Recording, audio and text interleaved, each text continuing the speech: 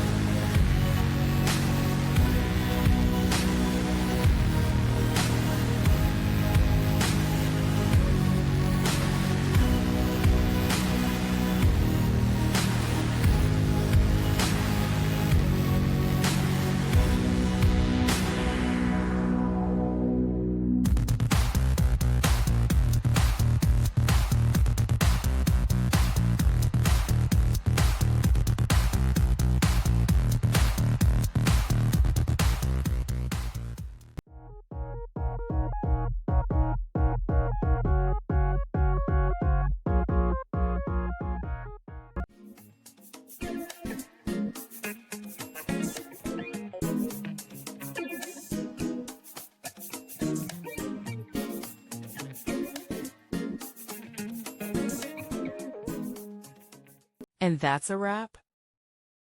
I hope you found the answer you were looking for. If you did, take a second to hit that subscribe button. It really helps out.